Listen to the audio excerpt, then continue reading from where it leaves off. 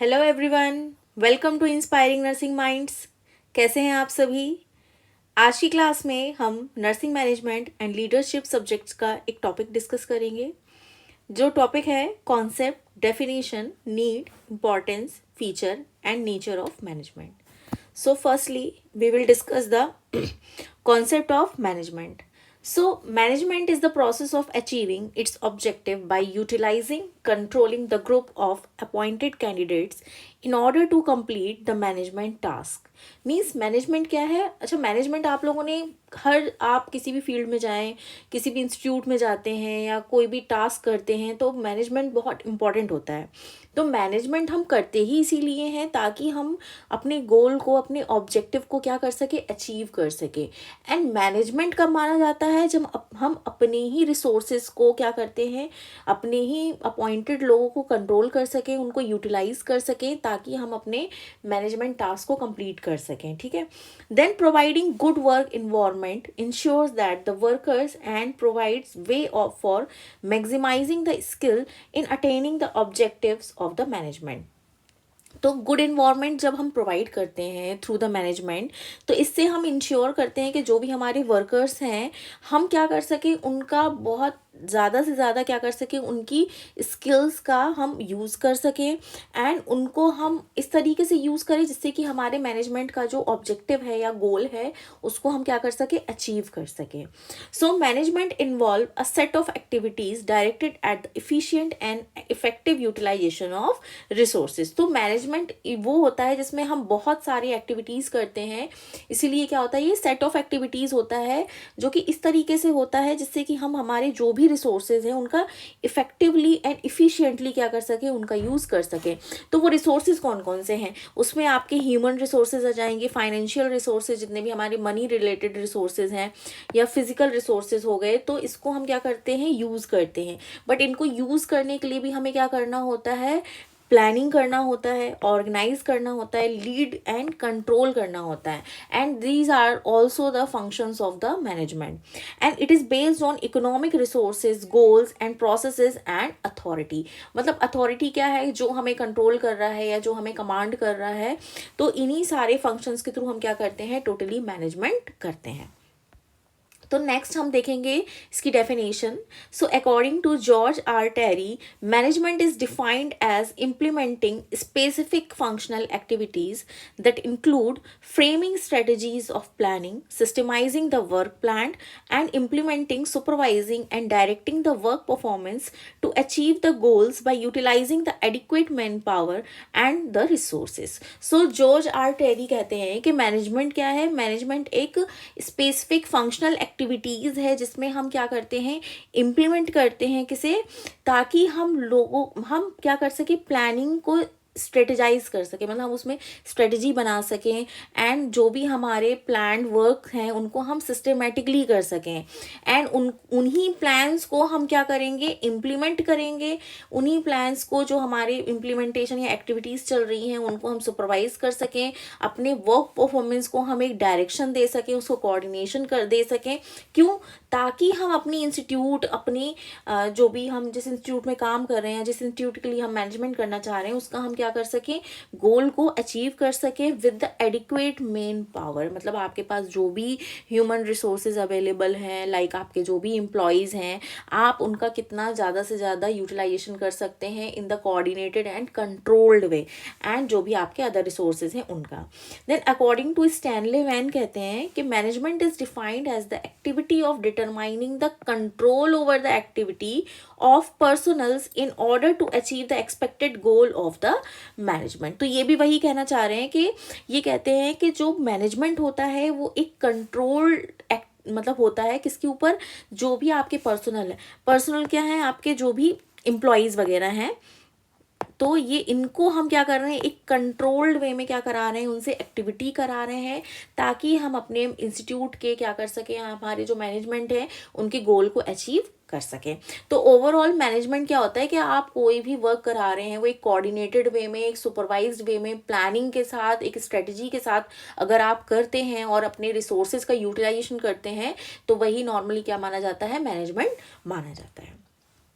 Next हम देखेंगे definition of nursing management. तो हम नॉर्मली मैनेजमेंट पढ़ते हैं, बट हाँ हमारे नर्सिंग फील्ड में भी क्या होता है, मैनेजमेंट किया जाता है, जिसको हम नर्सिंग मैनेजमेंट कहते हैं। So nursing management is defined as the process of planning, organizing, activating and controlling the managerial function of nursing in order to determine and accomplish the objective of the nursing care।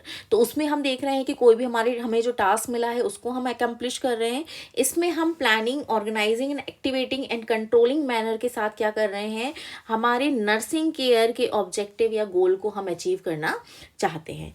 Next definition is nursing management is the art of getting work done through and with nursing staff.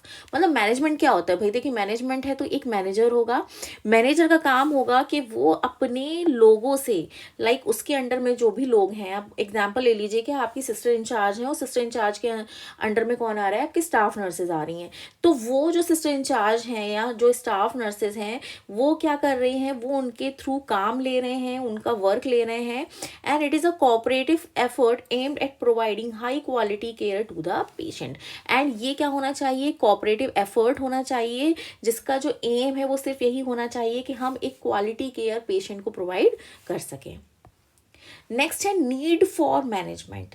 तो management की आखिरकार ऐसी need क्या है, without management हम किसी भी institute को रन क्यों नहीं कर सकते हैं। तो यहाँ पे हम नीड को देखेंगे तो जो फर्स्ट पॉइंट है that is improve economic and social standard. अगर हम मैनेजमेंट करते हैं तो मैनेजमेंट से हमारे इंस्टीट्यूट का जो भी इकोनॉमिक वैल्यूज़ है या सोशल स्टैंडर्ड है वो क्या होता है, रेज होता है, एंड ये कॉन्ट्रीब्यूट करता है कि हमारी एक हेल्दी इकोनॉमी मेंटेन हो, एंड प्लस हम इस नेशन के लिए भी क्या कर सकें, एक योगदान कर सकें, एंड हमारे जितने भी हॉस्पिटल्स में या फिर इंस्टीट्यूट में जो भी रिसोर्सेज हैं हम क्या कर सकें, उनका प्रॉपर यूटिलाइजेशन कर सकें, एंड इन्वेस्टमेंट में भी हम क्या कर सकें, प्रॉपर उसका इन्वेस्टमेंट कर सकें। Then next is specialized management. Specialized management क्या है कि आपको जब भी मैनेजमेंट कराना है तो अगर हमें क्या करना चाहिए, एक्सपर्ट्स ओपिनियन लेना चाहिए, या हमें ऐसे लोगों को हायर करना चाहिए जो कि फ्रेश नॉलेज हो, जिनके पास जो फ्रेश आइडियाज़ के साथ आए हों, उनका जो इमेजिनेशन लेवल है या जो उनका फोरसाइटिंग है वो बहुत अच्छा हो, जिससे कि हम क्या कर सकते हैं, हमारे जो बिजनेस आइडियाज़ हैं उनको और ज़्यादा हम अपग्रेड कर सकते हैं। एंड जो भी हम कंपटीशन फेस कर रहे हैं आज के मॉडर्नाइजेशन ज़माने में, तो उसके साथ हम क्या कर सकें, कदम से कदम मिला के चल सकें। अगर हम नेक्स्ट नीड बात करें कि भाई मैनेजमेंट कैसे हेल्प करता है, तो contribute to their well being and development by keeping the social and economic requirement of worker in mind. जब भी अगर आपके इंस्टीट्यूट में भाई अगर अच्छा मैनेजमेंट है तो वो मैनेजमेंट हमेशा ध्यान रखता है कि कौन से इक्विपमेंट को हमें इम्प्रूव कराना है या कौन से लोगों को से हमें इंटरेक्ट करना है, हम इकोनॉमिक रिक्वायरमेंट कैसे मेंटेन कर सकते हैं। तो हम अपने वर्कर्स का भी क्या करते हैं, इसके थ्रू ध्यान रखते हैं। Next cheese, provide quality product at reasonable cost. तो अगर हम प्रॉपर मैनेजमेंट अगर हमारा चल रहा है तो हम क्या रहेंगे, जो भी कस्टमर डिमांड है उसके प्रति हम क्या रहेंगे, सजग रहेंगे, क्या डिमांड आ रही है, क्या प्रोडक्शन होना है, तो इन सब चीज़ों का हम क्या करते हैं, ध्यान रखते हैं, जिससे जो हमारी कॉस्ट जो वैल्यूज़ होती हैं वो क्या हो जाती हैं, रीजनेबल प्राइस पे अवेलेबल हो सकती हैं। Then next is product produces good business by creating a dynamic and life giving force in the organization। तो जब भी हम मैनेजमेंट अगर हमारा अच्छा है तो कहीं ना कहीं हम क्या करेंगे, एक अच्छा बिजनेस इस्टेब्लिश कर सकते हैं, एंड इससे हम जो हमारे इंस्टीट्यूट है हम उसको क्या दे सकते हैं, एक नया जीवन दे सकते हैं। Then government also collaborate with good management institute. तो अगर हम अच्छा वर्क कर रहे हैं एंड लॉ एंड रूल्स के अकॉर्डिंग अगर हम चल रहे हैं तो इससे क्या होगा कि गवर्नमेंट भी हमारे लिए क्या कर सकती है, हमको कोऑपरेट करेगी, ताकि हम हमारे जो इंस्टीट्यूट है हम उसको और आगे बढ़ा सकें। Then the next topic is importance of the top management। So इसमें फर्स्ट इम्पॉर्टेंस है इसकी, frame the objectives of the institution. Means जो भी हमारा ऑब्जेक्टिव हम बनाते हैं वो ऑब्जेक्टिव कैसा होना चाहिए, वो ऐसा होना चाहिए कि जिससे कि हम इंस्टीट्यूट के लिए क्या कर सकें, प्रॉफिट गेन कर सकें, हमारे बिजनेस को डेवलप कर सकें, या जो भी हमारे सेल्स एरियाज़ हैं उसको हम एक्सपेंड कर सकें। वर्कर्स के साथ हमारा क्या होना चाहिए, गुड रिलेशनशिप होना चाहिए, ताकि वो अपनी प्रॉब्लम्स भी हमसे शेयर कर सकें। एंड हमें क्या करना है, एक कंज्यूमर एंड पब्लिक के सामने क्या करना है, अपनी फर्म की या अपने इंस्टीट्यूट की क्या करना है, इमेज को बिल्डअप डेवलप करना होता है। तो इसलिए जो ऑब्जेक्टिव्स होते हैं वो उसी बेस पे क्या होने चाहिए, फ्रेम होने चाहिए। Then next importance is develop the rules regulation and policies. तो जब भी अगर हमारे पास टॉप मैनेजमेंट होता है तो वो क्या करता है, रूल्स एंड रेगुलेशंस बनाता है। तो रूल्स एंड रेगुलेशंस आपके कई तरीके के हो सकते हैं, लाइक प्रोडक्शन रिलेटेड हो सकते हैं, ठीक है। नेक्स्ट आपका मार्केटिंग रिलेटेड हो सकते हैं, एंड फाइनेंशियल रिलेटिंग भी हो सकते हैं, ठीक है। अगर हम प्रोडक्शन रिलेटेड पॉलिसीज की बात करें जो टॉप इंस्टीट्यूट बनाता है, तो वो हमेशा ऐसा होना चाहिए जो कि प्रोडक्ट की क्वालिटी और उसकी कैटेगरी को मतलब कि ध्यान में रखे, या मार्केट में क्या डिमांड रेज हो रही है उसके अकॉर्डिंग होना चाहिए। अगर हम मार्केट पॉलिसी की बात करते हैं तो इससे जो भी मार्केट रिलेटेड जो पॉलिसीज होती हैं, जो रूल्स एंड रेगुलेशंस होते हैं, वो हमेशा कैसे होने चाहिए, लाइक एडवर्टाइजमेंट से रिलेटेड होने चाहिए, या सेल्स प्रमोशन मेथड क्या होनी चाहिए, टैगिंग ऑफ प्राइस किस तरीके का होना चाहिए, या डिस्ट्रीब्यूशन मेथड या डिस्काउंट या प्रॉपर पोजीशनिंग क्या होनी चाहिए। तो इस तरीके से उस पर बेस्ड होना चाहिए, ठीक है।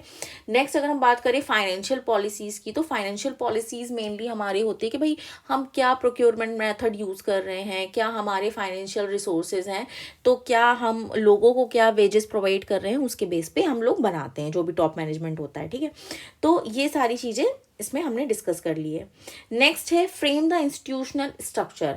इंस्टीट्यूशनल स्ट्रक्चर भी कौन डिसाइड करता है भाई कि इंस्टीट्यूशन में क्या चेन हिरार्की फॉलो होगा, या इंस्टीट्यूशनल हिरार्की क्या फॉलो होगी, कौन से प्लान्स इम्प्लीमेंट होंगे, कौन से प्लान्स को हम लॉन्ग टर्म के लिए चलाएंगे या शॉर्ट टर्म के लिए चलाएंगे। तो ये भी जो गोल ऑफ द इंस्टीट्यूशंस होते हैं वो भी आपका टॉप मैनेजमेंट डिसाइड करता है। तो इसीलिए टॉप मैनेजमेंट का होना बहुत इंपॉर्टेंट है।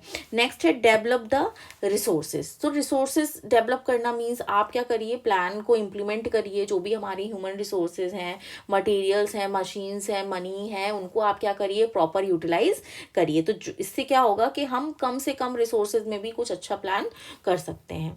Then next is supervise and direct the functions of management. तो supervise and direct the functions of management में क्या आ जाएगा कि जो भी हमारा हाई लेवल मैनेजमेंट है, मतलब टॉप लेवल मैनेजमेंट है, उसको जो भी हमारे फिजिकल प्लान्स है, लाइक हमारा जो भी इनकम टैक्स से रिलेटेड है, या हमें टैक्स पे करना है, रेवेन्यू जनरेट हो रहा है, या जो भी है टोटल मनी या स्टेटिस्टिकल एवेल्युएशन है, वो इसी के साथ हमें क्या कर लेना चाहिए, डायरेक्ट उसको मैनेज या प्लान कर लेना चाहिए। Then next topic is feature and nature of management. तो फीचर्स क्या क्या है, मतलब मैनेजमेंट क्या है, क्या नेचर है, वो किस तरीके से होता है, तो इसके बारे में हम देखेंगे। तो फर्स्ट जो है that is the global application. Means जो मैनेजमेंट है वो ओवरऑल आप यूनिवर्स में कहीं भी चले जाइए, अगर आपको मैनेजमेंट की स्किल्स आती हैं तो यूनिवर्सली आप उनके प्रिंसिपल्स को या उनके रूल्स एंड रेगुलेशंस को कहीं पर भी इम्प्लीमेंट कर सकते हैं, क्योंकि एवरीवेयर मतलब मैनेजमेंट जो स्किल्स होती हैं वो ज़्यादातर कॉमनली फॉलो होती हैं, ठीक है। Next is goal oriented. तो जब भी कोई जो ऑर्गेनाइजेशन होती है उसके पर्टिकुलरली कुछ ऑब्जेक्टिव्स होते हैं, तो मैनेजमेंट के थ्रू क्या कर सकते हैं, हम उन गोल को या उन ऑब्जेक्टिव्स को क्या कर सकते हैं, अचीव कर सकते हैं।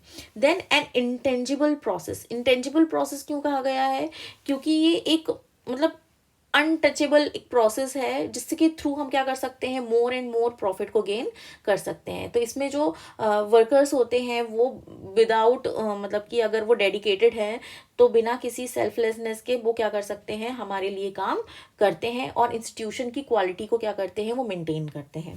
Then it is a distinguished activity. Distinguished activity क्यों है, क्योंकि इसमें बहुत सारे ऐसे वाइटल फंक्शंस होते हैं, लाइक प्लानिंग हो गया, ऑर्गेनाइजिंग हो गया, डायरेक्टिंग एंड कंट्रोलिंग हो गया, जो कि इसके थ्रू मैनेजमेंट के थ्रू हम इन चीज़ों को करते हैं।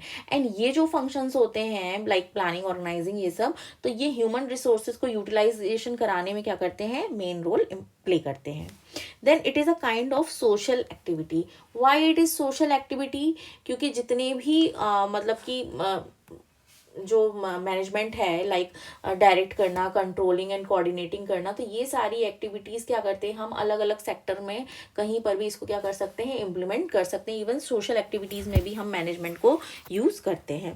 Then it is a kind of decision process. Yes, ये डिसीजन प्रोसेस है, क्योंकि जब तक आप कोई किसी भी बात का अगर आप डिसीजन नहीं लेंगे तो आपका जो भी मैनेजमेंट है वो प्रॉपर रन नहीं हो सकेगा, क्योंकि उसके फंक्शंस में ही आपको क्या करना है भाई, प्लानिंग सबसे पहला है, तो डिसीजन मेकिंग मेकिंग आपको करना ही होगा। Next, it is a kind of inter cooperation and integrating process. तो inter cooperation and integrating process क्यों है? क्योंकि इसमें आपको कई चीज़ों को लेके निगोशिएट करना पड़ता है, या आपको समझौता करना पड़ता है, या चीज़ों को इंटीग्रेट मतलब कि एक यूनाइट वे में या कंबाइन वे में लेके चलना होता है। चाहे आप मटेरियल से रिलेटेड ले लें या ह्यूमन रिसोर्सेज या मशीन हो गया, तो सारी ही चीज़ें जब यूनाइट होती हैं तभी मैनेजमेंट एकम्प्लिश होता है। Then next is the main task of the management is to provide guidance. तो मैनेजमेंट आखिरकार है क्या भाई? मैनेजमेंट अगर हम कर रहे हैं, इसका मतलब कि हम किसी अपने जो भी हमारे ह्यूमन रिसोर्सेज हैं उनको कहीं ना कहीं गाइड कर रहे हैं कि किस तरीके से हमें अपने रिसोर्सेज को यूटिलाइज करना है, चाहे वो ह्यूमन रिसोर्सेज हो, मशीन हो, मनी हो, इक्विपमेंट हो, तो हम उनका क्या कर सकें, इफेक्टिव यूटिलाइजेशन कर सकें। नेक्स्ट क्या है, जो मैनेजमेंट है वो एक प्रकार का एक्टिवेटिंग फैक्टर है। एक्टिवेटिंग फैक्टर क्यों है? क्योंकि इससे हम क्या कर रहे हैं, फैक्टर ऑफ प्रोडक्शन करा रहे हैं, इफेक्टिव यूजेस करा रहे हैं चीज़ों का। तो इसके थ्रू हम क्या कर रहे हैं, लोगों को गाइडेंस दे रहे हैं, ट्रेनिंग दे रहे हैं, इंसेंटिव्स, रिवॉर्ड्स, कंट्रोल, मोटिवेट करना, ये सारी चीज़ें हम इसी के थ्रू करते हैं, मैनेजमेंट के through. That's why it is activating factor. The next is management applies the scientific and artistic way of implementing the solution.